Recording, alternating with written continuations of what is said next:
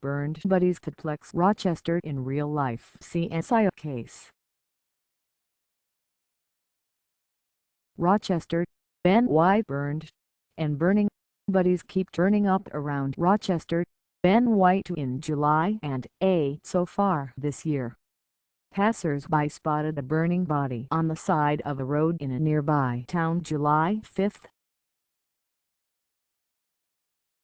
The next day, 20 miles away, two early morning walkers discovered a burned body in a city park on Rochester's north side. In May, sheriff's deputies discovered a body in a burning vehicle in a remote area near Sonyea State Forest. In April, firefighters in Macedon responded to a car fire on an access road near the Erie Canal. When they extinguished the blaze, they found a body inside. And in January, city firefighters discovered four bodies on the third floor of an apartment house as they finished putting out a small fire. All of the victims had gunshot wounds. Investigators say the blaze was likely set to hide the murders or taint the crime scene. That was likely a mistake, said Rochester Police Captain Lynde Johnston, who heads the police department's major crimes unit. "I think a lot of people vertical line think burning will destroy the real cause of death, but it doesn't," he said. "There are so many ways of finding out." Forensic experts agree that arson as a means of concealing the crime is neither common nor particularly effective. Some criminals mistakenly believe that a fire will reduce a body to ash. While these types of fires may leave a body charred on the outside, they typically don't get hot enough or burn long enough to cause more than superficial damage. Indeed, in each of the cases, police were able to identify the victims fairly quickly, in one case by the serial number on her artificial knee. Anthony Falsetti, a longtime forensics anthropologist consultant for police departments, said the entire body, even after burning, provides many options for identification. On a burned body you can CAT scan the whole thing because then you'll have a digital image of the whole body, he said.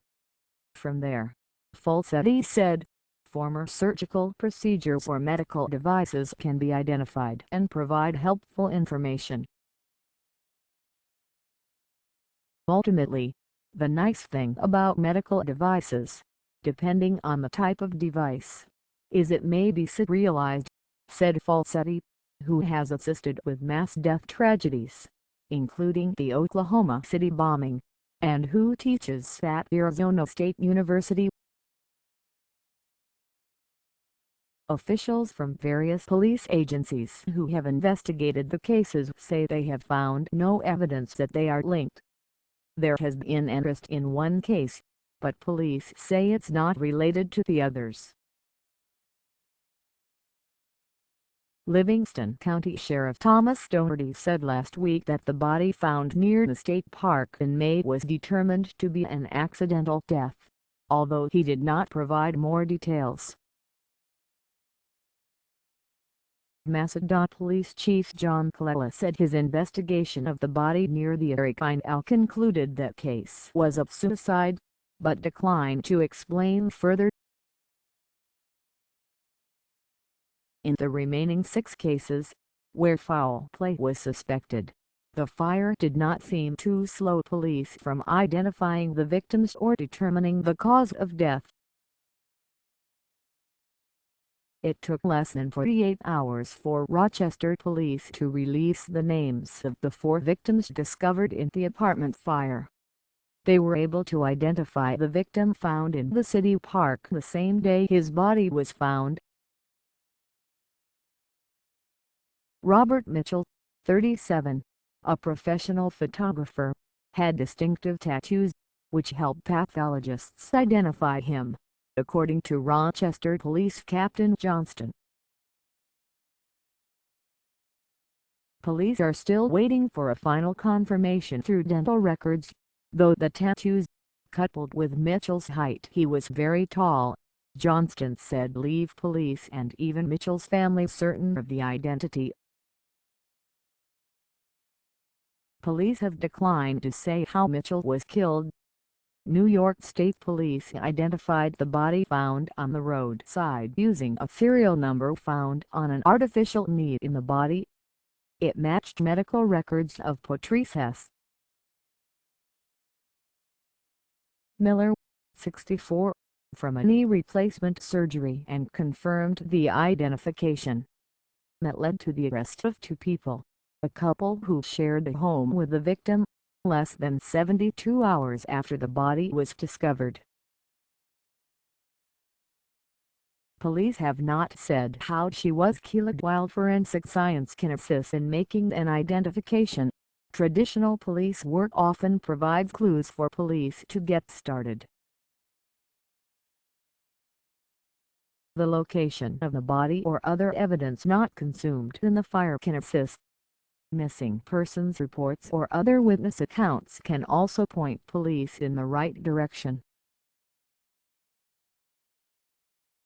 The use of dental records or DNA evidence requires police to have some idea of who the victim was.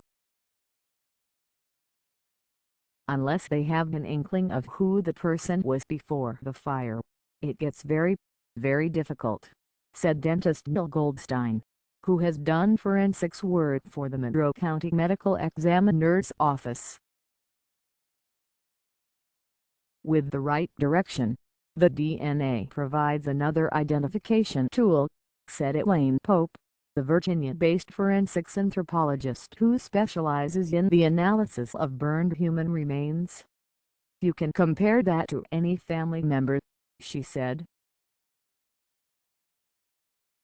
When funeral directors cremate a body, it takes extreme temperatures and several hours for the body to be destroyed.